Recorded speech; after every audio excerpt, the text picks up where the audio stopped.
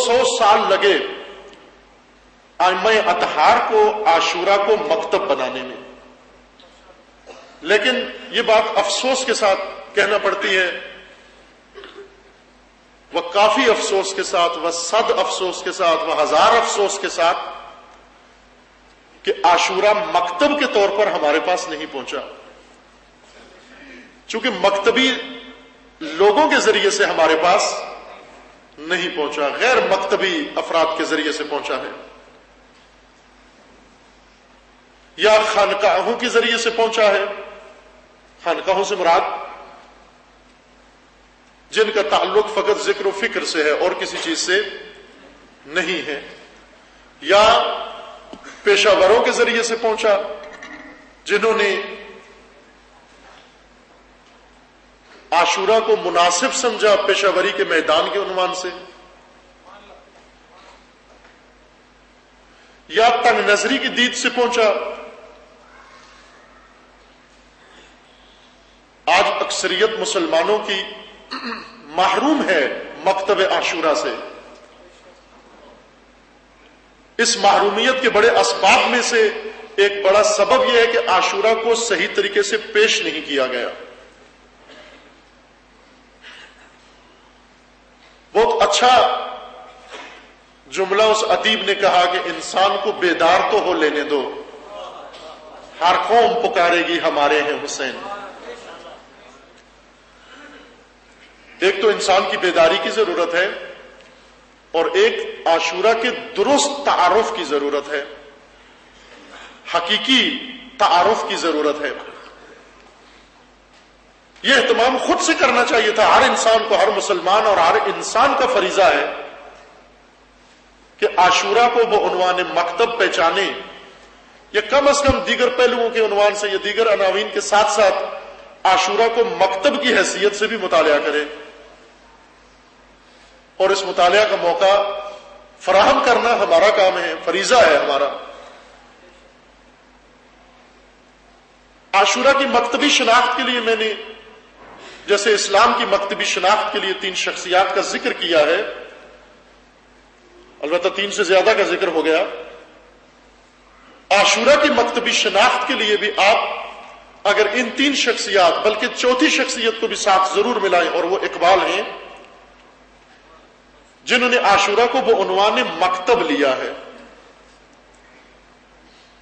مولانا روم نے اپنی کتاب میں مثنوی میں ایک واقعہ ذکر کیا حلب کا، حلب سوریہ میں ہے، کعبہ محرم کا چاند نظر آیا، شیعہ حلب کے شیعہ نے انہوں نے عزاداری کا اہتمام کیا، ہر طرف سیاہ علم لہرائے اور کپڑے باندھے اور سیاہ پوش ہوئے، تو ایک غیر شیعہ کا گزر وہاں سے ہوا، اس نے پوچھا کہ کیا ہوا بھائی، کیوں یہاں سے آپوش ہو رہے ہو؟ تو لوگوں نے کہا کہ محرم آ گیا ہے۔ کہا محرم میں کیا ہے، کیا خصوصیت ہے محرم کی؟ انجان بن کے، جانتا تھا انجان بن کے اس نے یہ بات کی، یا یوں کہ ایک فرضی بات ہے، شاید ہوئی بھی نہ ہو، کیونکہ مثنوی کے اندر فرضی داستانیں زیادہ ہیں، یہ بھی شاید فرضی داستان ہو۔ کہا کہ کیا ہوا محرم میں؟ کہا کہ محرم میں ہمارے امام شہید ہوئے۔ کہا کب شہید ہوئے، کتنی محرم کو شہید ہوئے؟ کہا 10 محرم کو شہید ہوئے۔ 10 محرم تو ابھی نہیں آئی، آپ پہلی محرم سے ہی عزادار بن گئے، تو 10 محرم آئی نہیں ہے۔ کہا نہیں، اس محرم کو نہیں، پہلے شہید ہوئے۔ کتنے پہلے ہوئے؟ کہا آپ پہلے شہید ہوئے، اطلاع ابھی ملی آپ کو؟ کہا نہیں، اطلاع بھی پہلے کافی عرصے سے ہے، نہیں کہ آج اطلاع ملی ہے ہمیں، یہ شہادت کی اطلاع ہمیں پہلے سے ہے۔ کہا کب سے ہے؟ کہا کہ وہ آج سے مثلا اس وقت کے مطابق فرض کریں 1000 سال پہلے شہید ہوئے ہیں۔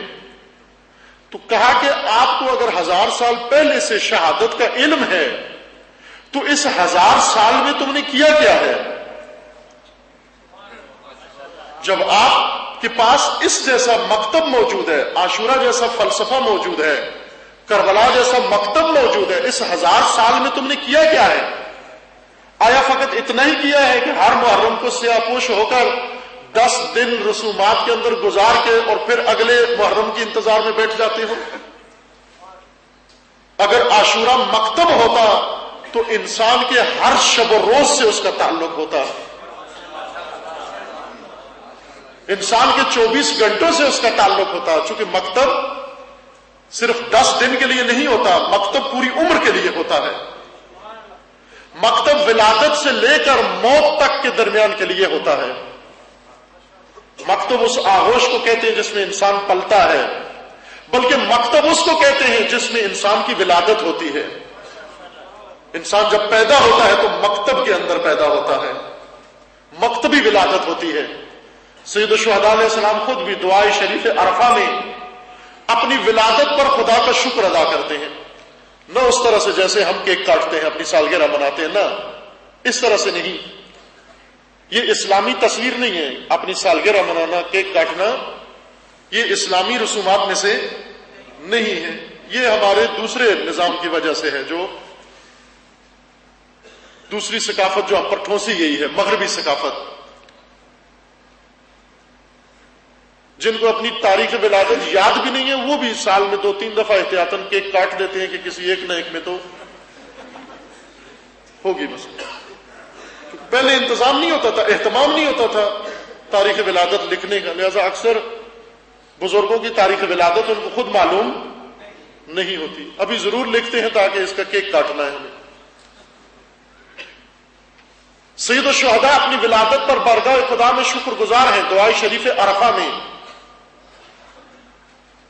بارگاہ خدا میں یوں دعا گو ہیں کہ اے پروردگارا، تیرا شکر ہے ان نعمتوں پر جو تو نے ولادت سے پہلے مجھے عطا کی ہیں، تیرا شکر ہے ان نعمتوں پر جو ولادت کے موقع پر تو نے عطا فرمائی ہیں، اور تیرا شکر ہے ان نعمتوں پر جو ولادت کے بعد تو نے عطا فرمائی ہیں۔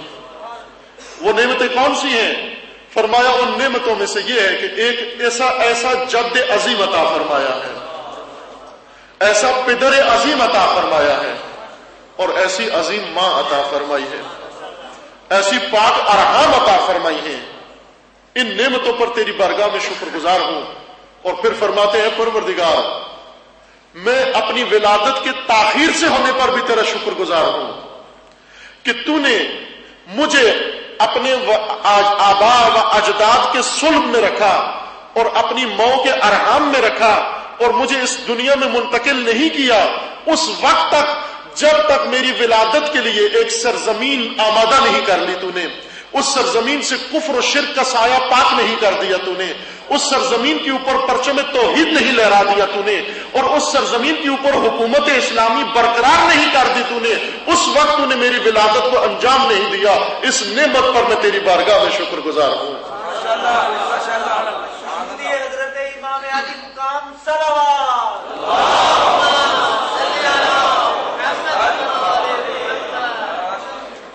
اسلامی حکومت میں جنم سید الشہداء کی بہت بڑی نعمت ہے، اور اس پر سید الشہداء شکر گزار ہیں۔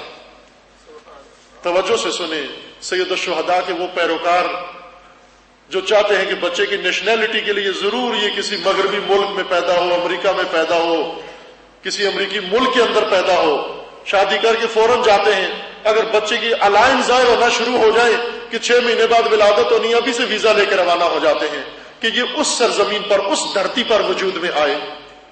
سید الشہداء کیا فرماتے ہیں؟ اے پروردگار، تو نے مکہ میں میری ولادت نہیں کی، کیوں کہ مکہ میں اسلامی نظام نہیں تھا، کعبہ تو تھا، تیرا حرم تو تھا، لیکن تیرے حرم کے اوپر حکومت اسلامی کا سایہ نہیں تھا۔ کون یہ بات کر سکتا ہے؟ وہی بات کر سکتا ہے جس کو اسلام مکتب کے طور پر معلوم ہے۔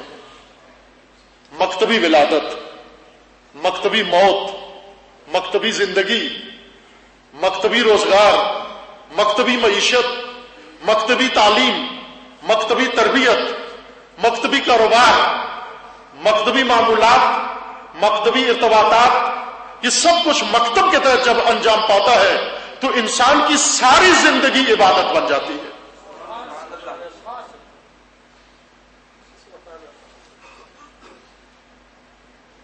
لیکن مکتب کے بغیر اگر دین کو دیکھیں، ہم کسی بھی نظام میں رہ کر نمازیں پڑھتے رہیں، جنت تو جائیں گے۔ یزید حکومت کر رہا ہو یا یزید کا باپ حکومت کر رہا ہو، ہم تو جنت چلے جائیں گے۔ کیوں کہ یزید کے زمانے میں بھی ہماری نماز تو نہیں چھوٹی. سید الشہداء کیا فرماتے ہیں کہ جب یزیدی حکومت کا سایہ، آمریت کا سایہ، استکباریت کا سایہ تمہارے سروں پر قائم ہو اور اس میں تم نمازیں پڑھو یا عزاداریاں کرتے رہو، چونکہ تمہارا دین مکتبی نہیں ہے. پہلے مکتب تمہیں کہے گا کہ اپنے سر سے منحوس سایہ ختم کرو، اپنے حرم کو آزاد کرو، اپنی سرزمین کو آزاد کرو، یزیدیت کے منحوس سائے سے باہر نکلو. اسلامی حکومت کا سایہ تمہارے سروں پر قائم ہو، اس کے اندر جب تم حج کرو گے وہ حج خدا کو قبول ہوگا، اس کے اندر نماز پڑھو گے وہ نماز خدا کو قبول ہوگی. سید الشہداء نے کیوں حج کے احرام کھولے اور کھول کے مکہ سے باہر چلے گئے اسی دن جس دن امت حج کرنے کے لیے گئی؟ کیوں کھولے؟ اس لیے کہ وہ حج مکتبی نہیں تھا، غیر مکتبی اسلام کا حج تھا. سید الشہداء جو خود امام مکتب ہیں، جو خود مکتب ساز ہیں، سید الشہداء خود مجسم مکتب ہیں. حسینیت ایک مکتب کا نام ہے. بعض اوقات سوال پوچھتے ہیں کہ امام خمینی رضوان اللہ علیہ نے یہ سب کچھ کہاں سے سیکھا؟ کتابیں تو وہی پڑھی جو سب پڑھتے ہیں، استاد بھی وہی تو جو سب کے استاد تھے. کوئی ایسی اضافی کتاب، کوئی خفیہ کتاب امام نے نہیں پڑھی، وہی کتابیں پڑھی جو سب پڑھتے ہیں، وہی فقہ پڑھی جو سب پڑھتے ہیں. لیکن کیوں ایک فقیہ اٹھ کر، انہی میں سے اٹھ کر اپنے زمانے کے طاغوت کو نابود کرتا ہے اور شیطانی طاقت کو اپنے ملک سے نکال دیتا ہے، اپنی امت کو بیدار کرتا ہے، جوانوں کے اندر روح پھونک دیتا ہے اور ولایت کا پرچم اپنے ملک پر لہرا دیتا ہے اور اسلامی حکومت قائم کرتا ہے اور سب کچھ قائم کر کے یہ کہتا ہے کہ یہ سب کچھ سید الشہداء کی وجہ سے ہے.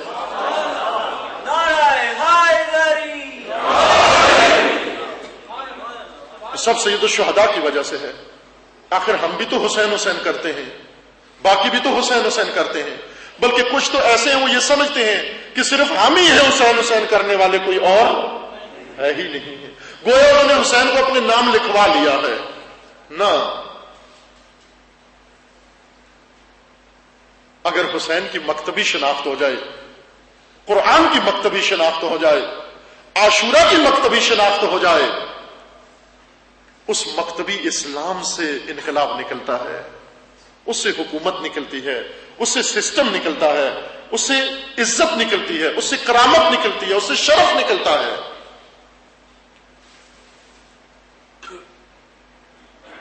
لیکن مکتب بنانے والوں کی ضرورت ہے، مکتبی شناخت کروانے والوں کی ضرورت ہے.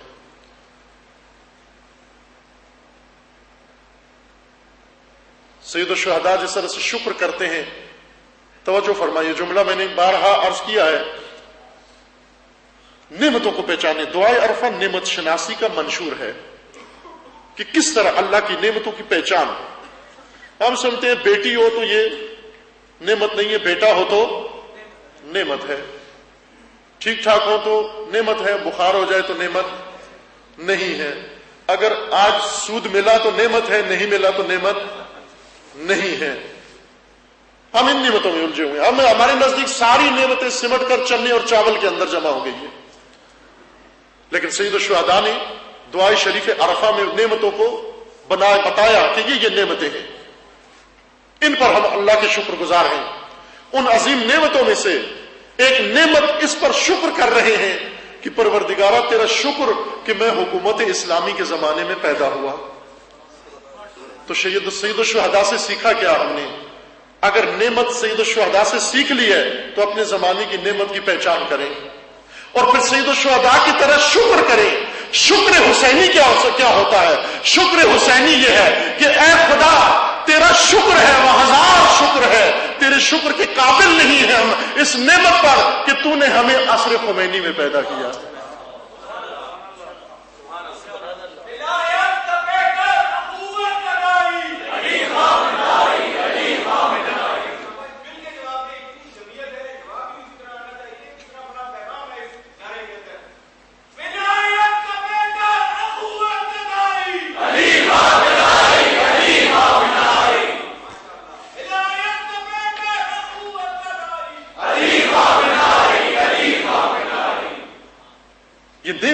اللہ کی، اور اللہ کا یہ وعدہ ہے ان شکرتم لازیدنکم، اگر ہماری نعمتوں کے شکر گزار ہوگے ہم تمہیں مزید عطا کریں گے، لیکن اگر تم نے نعمتیں ٹھکرا دی، ان کفرتم، اگر تم نے نعمتیں جھٹلا دی، ٹھکرا دی، تو اللہ غنی ہے، اللہ کو تمہاری ضرورت نہیں۔ اگر ہم اس نعمت پر شکر گزار ہوں خدا مزید نعمتیں دے گا ہمیں، لیکن یہ ساری نعمتیں مکتب سے عزیزوں نکلتی ہیں، مکتب سے آتی ہیں۔ مکتبی اسلام کا یہ حصہ ہے، غیر مکتبی اسلام میں نہیں ہے، خانقاہی اسلام میں نہیں ہے، مکتبی اسلام میں ہے۔ مکتبی اسلام کا بہت بڑا منبع عاشورہ ہے۔ امام خمینی نے جو فرمایا کہ ہمارے پاس جو کچھ ہے محرم و سفر کا نتیجہ ہے، اس میں مبالغہ نہیں، ذرا برابر مبالغہ نہیں۔ آپ جتنی بھی تعلیمات ہیں بزرگ و جید علماء کی، خداوند تبارک و تعالیٰ سب کو اجر عظیم عطا فرمائے، آپ مطالعہ کر کے دیکھ لیں، شیعہ و سنی کا مطالعہ کر کے دیکھ لیں، اس میں کوئی فرق نہیں ہے۔ تمام شیعہ علماء کی کتابیں پڑھ لیں، تمام سنی علماء کی کتابیں پڑھ لیں، آپ کو کسی بھی کتاب فقہی کے اندر، کسی بھی کتاب اعتقادی کے اندر، کسی بھی کتاب اخلاقی کے اندر سید الشہداء کا نام نہیں ملے گا۔ سب سے استفادہ کیا ہے۔ ہمارے علماء یہ کہتے ہیں کہ ہم نے ساری فقہ اپنی امام باقر و امام صادق سے ساری حاصل کی ہے، لیکن امام خمینی کیا فرماتے ہیں؟